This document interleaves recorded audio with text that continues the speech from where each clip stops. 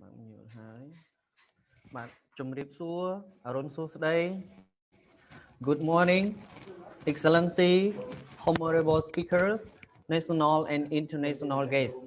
Ladies and gentlemen, first of all, I would like to extend my warmest to all of you to the Cambodia First International Virtual Conference on Mentoring Educators. The themes of mentoring and professional development for educators. My name is Nosunen and I'm a main moderator for this session. Actually, this Cambodia First International Conference is held for 3 days from 21st to 23rd December 2020. And today is the third day of this international conference. It is a great honor and privilege for the new generation Pedagogical Research Center National Institute of Education Cambodia to host this virtual international conference. Your presence at today's session is most important to the success of this special occasion. Which involves many special guest speakers, not only from Cambodia, but also from some countries in Asia, Australia, USA, Southeast Africa. Well, before coming to the presentation session, I would like to inform all participants and our guest speakers that our conference today will go with uh, three sessions in this morning from 7 to 9 in the morning, and in the afternoon we will have another session which talk about the round table discussion on mentoring and international cooperation from 1 o'clock in the afternoon to 3 o'clock and 30 in the afternoon. And one more thing, I would like to announce that all the participant mics are muted by default. And if you have any question, please kindly drop them in the chat box. You can also use a headset or earphones to help you hear the presentation well. And please consider appropriate manners when you turn on your video. Okay, now it is time to welcome our guest speakers. Uh, will welcome our guest speaker, Mrs. Beverly J. Irby, Dr. Nahed Alde Rasman, Dr. Rachel Lara Alicio. Okay, sorry if I cannot pronounce your name well.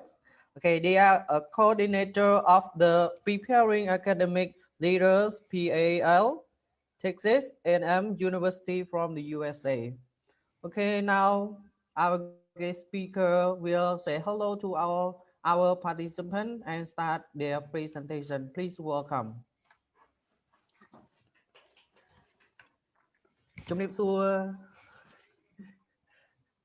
Okay, are you ready? You can unmute yourself and say hello to our participant. Okay. Hi.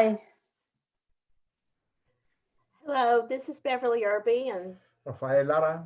yes. And so, this is Nahed Abdurrahman. Go ahead, Dr. Abdurrahman. Okay. So firstly, I just wanted to thank you for inviting us for this wonderful and important conference, especially me and my mentors, Dr. Beverly Irby and Dr. Rafael Lara. And we are working together for like now more than 7 years. And this one project that we completed together. So in that paper or in that study, we are we are like examining or exploring the mentoring across teacher career stages. As you know, teachers are teachers everywhere across the world. So the same challenges they face and encounter, and the same problems and the same problems, and sometimes some problems are similar, some problems are different, but the key cycle of being a teacher, starting from a pre-service till retirement, is the same. So in each of these stages, teachers need support, and that comes from mentoring. So in that paper, we will, let me go here. So in that paper, we explored what is the literature say about teacher career stages and mentoring. And based on the literature as well, we find that there are 12 stages in the life of the teacher, starting from pre-service till retirement. So as you see, we listed the 12 ones, like starting pre-service, novice, focused, growing, and go through all of the stages till retirement.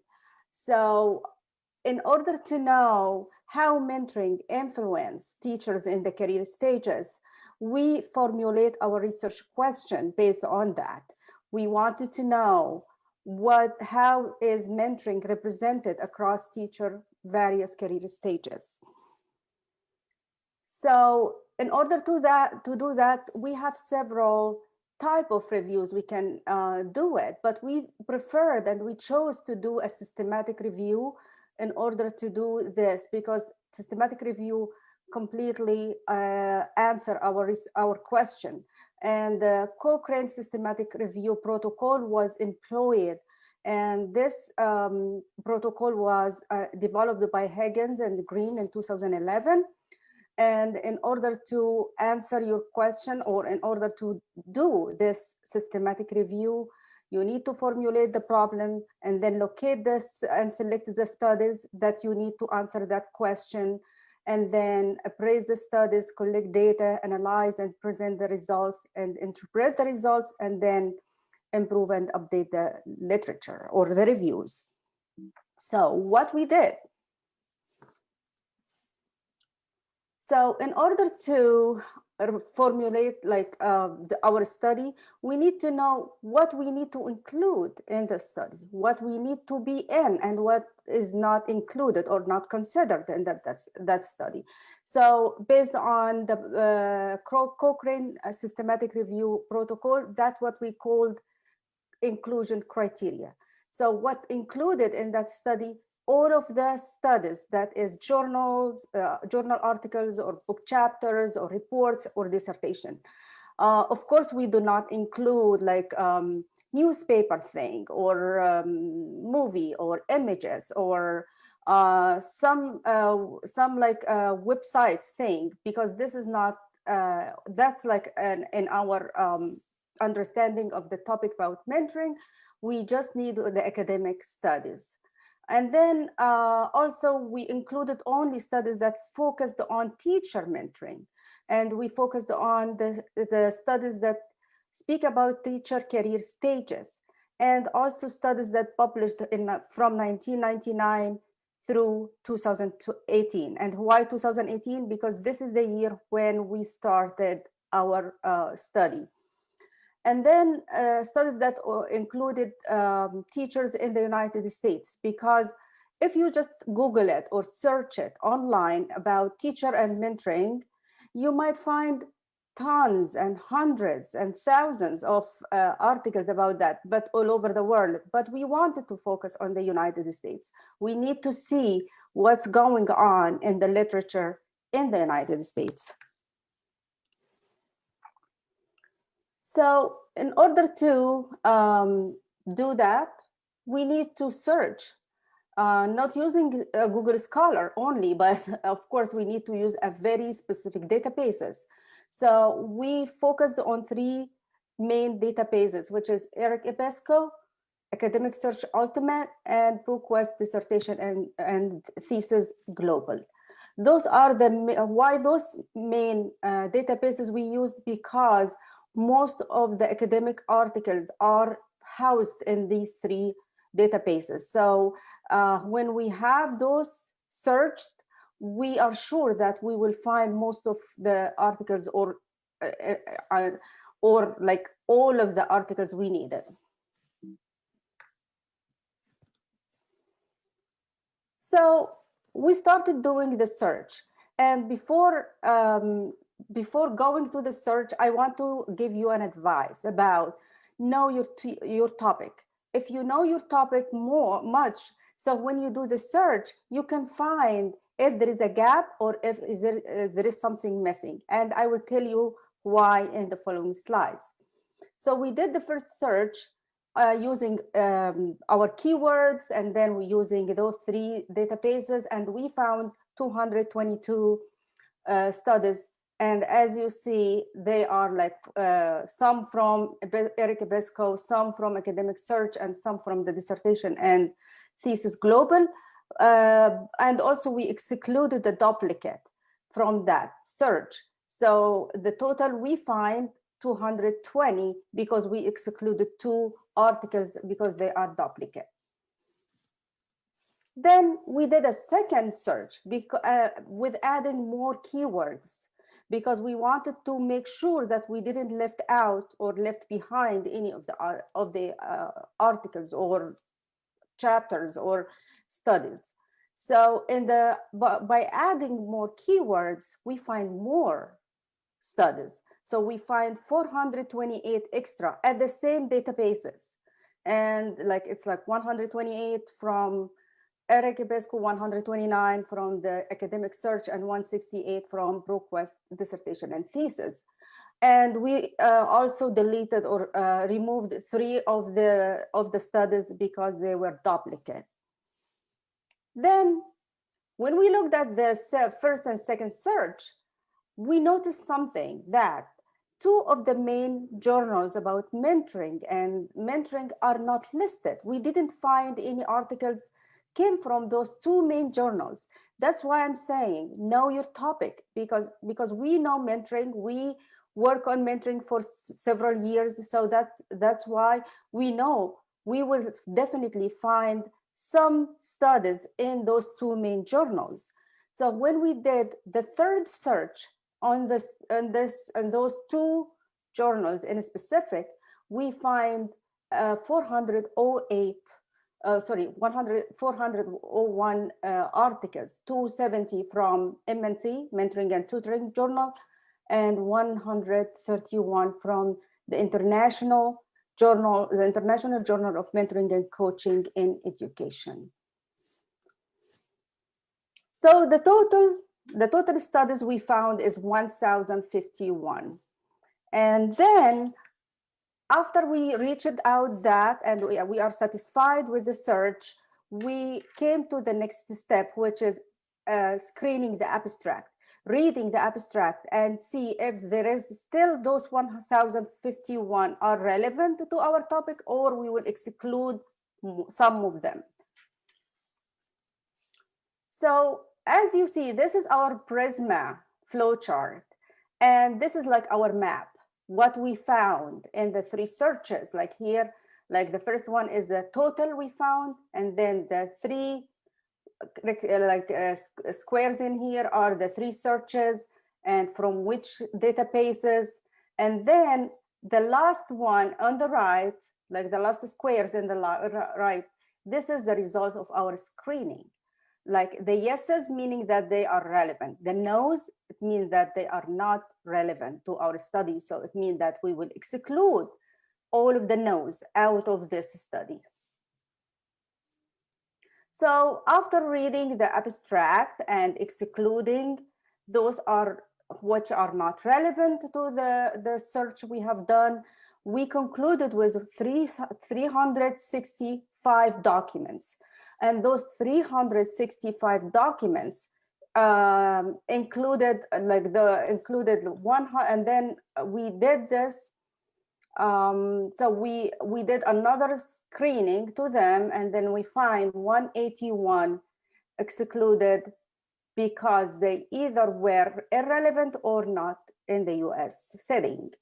And 24 were removed because they were considered duplicate.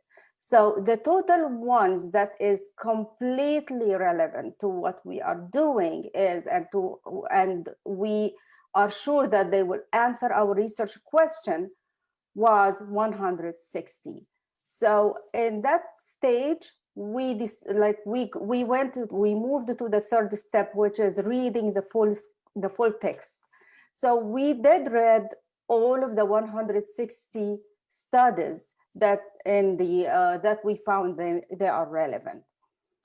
And then after reading them, we categorize our finding, what we found. So this table shows that we find in the 167 categories here. I mean, some articles speak, or documents speak about pre-service teacher and mentoring. Some are about induction, competency building, enthusiasm and growing, career frustration, stagnant but stable, career wind down, and then career exit. Those are our 7 categories that we found from our search. So in the following slides, I will speak more about how what our findings under each category. Okay. So the first one, which is the pre-service career stage and mentoring, we found 16 studies speaking about this. And in those 16 studies, we found that the authors or the contributors speak more about peer mentoring during the pre-service. And they found that teachers can provide access to problem and shared solutions with increases their critical reflection and self-efficacy, meaning that peer mentoring helps them to increase their self-efficacy. And also, we find that in this stage also, authors speak about mentor-mentee diets. And this speak more about when mentors deeply engaged in activities of professional learning communities and professional development, they both make benefit of it. The mentor and the mentee together, they have a benefit of this relationship. And also they spoke about pre-service teacher mentoring experience in the internship time. And this is very interesting because the pre-service teachers should involve in professional disposition mentoring prior to the internship, because this gives them more confidence and more self-efficacy. And also we find some of them speak about the online mentoring, and this is there was like a kind of argument. Some authors find the face-to-face is important, while some find online can be another solution. And to be honest, now the increases, the talk and the conversation about the online comes increasing, especially after COVID-19, because the face-to-face becomes like hard and difficult to have. So online become another solution.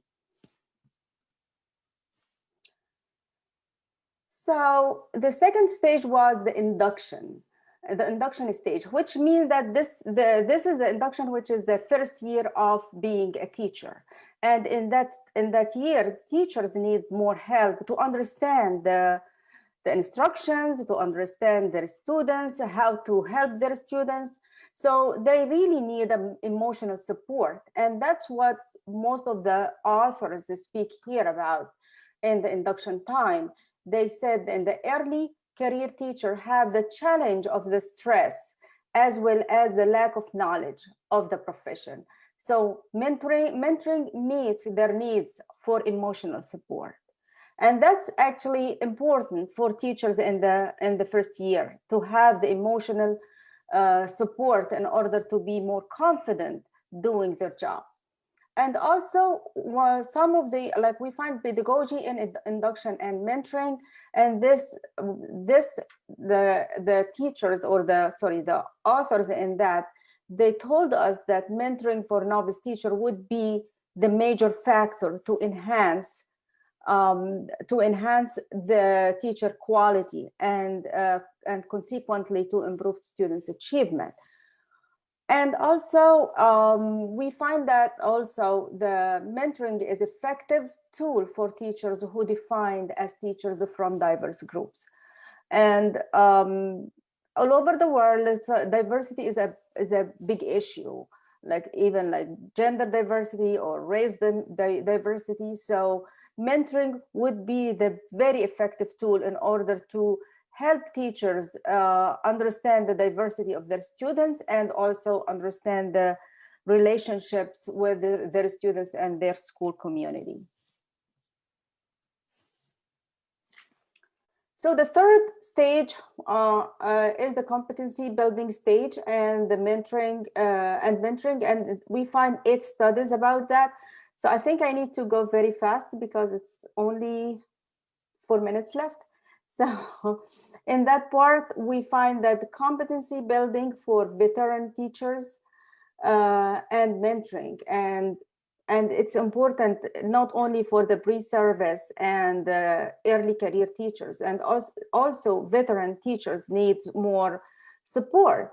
They need to have even formal or informal, and the studies show that both of the informal and formal mentoring have the same impact on the teachers at that stage.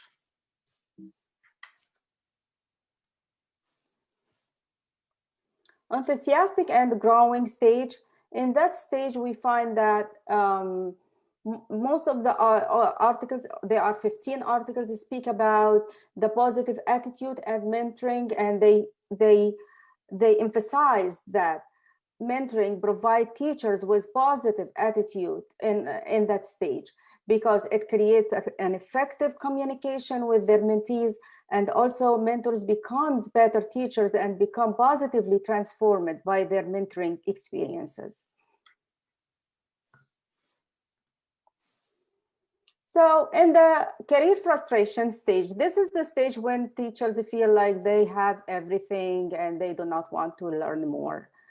And in that stage, the both novice and experienced teachers encounter stress in the workplace for several reasons. Maybe their students are not helpful, the family are not supportive, the lack of mentoring programs, or the school administrations are not supportive, budget cut, class size.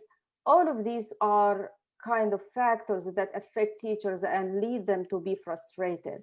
And that's why in that stage, they need more support from the mentors in order to retain in the position.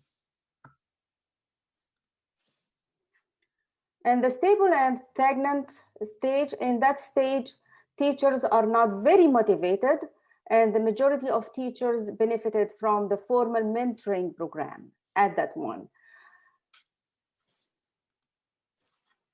And then the last, the career wind down stage, in that stage, that we find that teachers at this stage believe that mentoring is the transformative experience for them.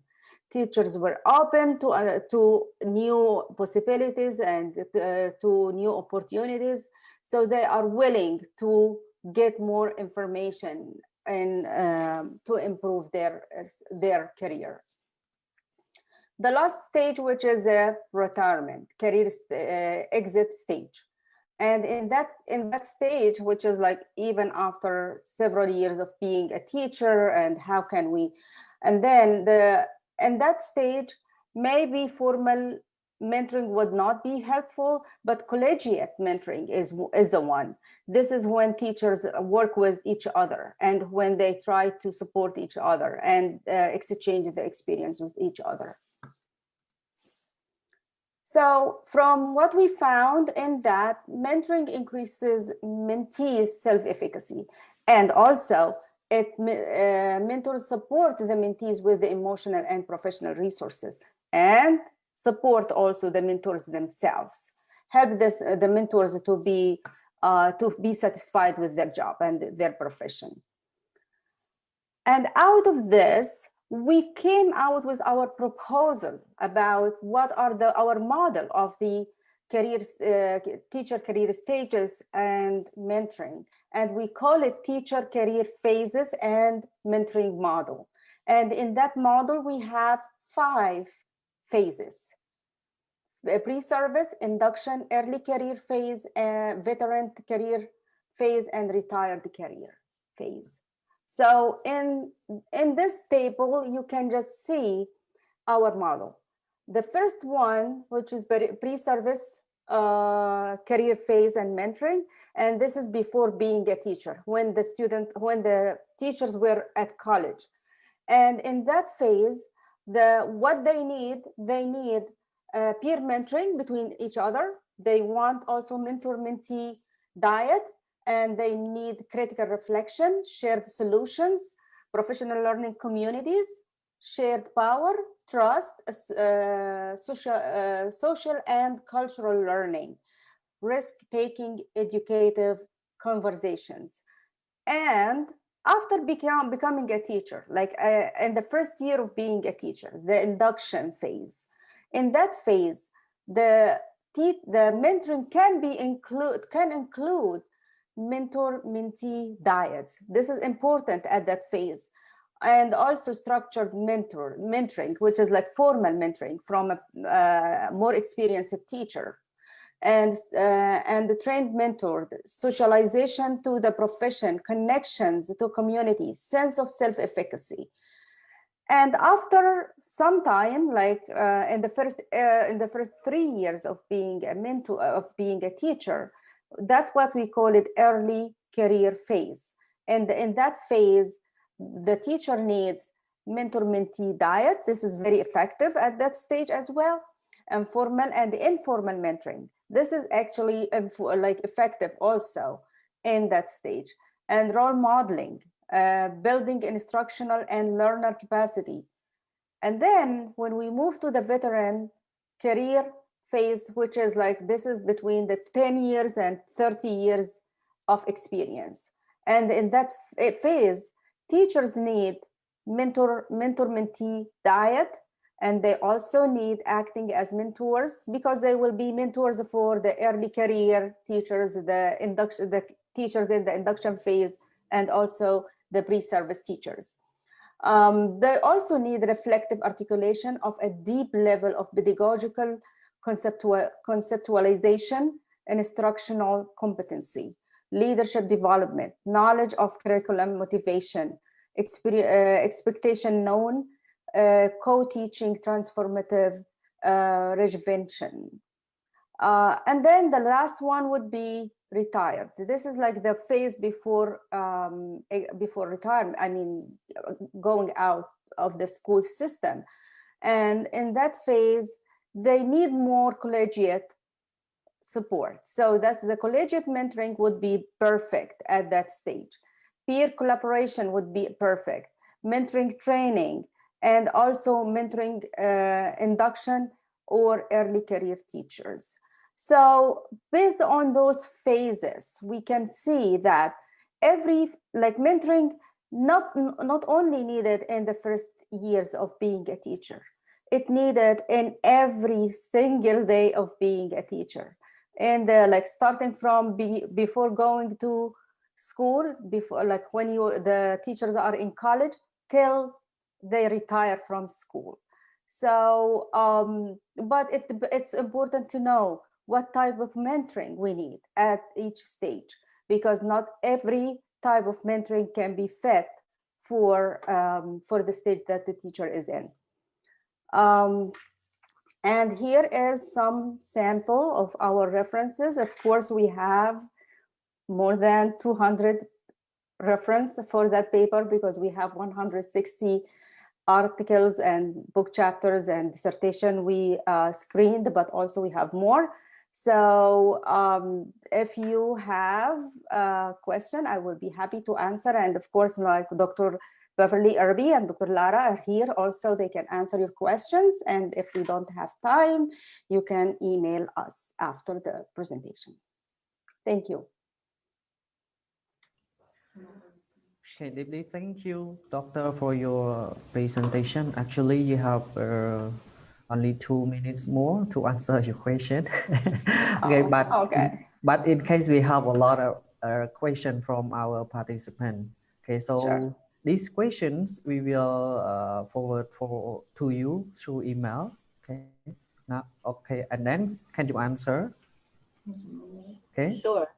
Yeah. I can answer one of the questions. I see one from Dr. Kong, I think. Should mentoring be for veteran teachers and teachers who are retiring soon? And the Okay. reason that that is in there, you saw that there were very few papers on that had been published. But in terms of veteran teachers, there are more than that. They're sort of the in-between stages and going toward the end of their career. But it's important for retiring teachers also to have mentors, because that collaborative mentoring, they need some collaboration and support during the time that they're retiring to know what they need to do to even go and get their retirement, and what are they going to do in the future, and also to get mentor training, because they're the ones who can come back and mentor other teachers. And so you want to keep them involved so that they can be volunteers or supportive staff to come back in and support the other teachers who are still in the system. So that's part of the mentor training, becoming a mentor and continuing as a mentor, as well as retiring and helping them to have a nice transition into retirement. Okay. Thank you, Mr. for your answer. Okay. So now it is time to the end of your presentation. So another question we will send you through email. Okay. Please kindly answer this question to our participant. Okay. Now I would like to express my deeply thank for your meaningful presentation. Okay. Now you can have a break. Thank you. Thank you. Thank you so much. We enjoyed it. Thank you. Thank you. Thank you.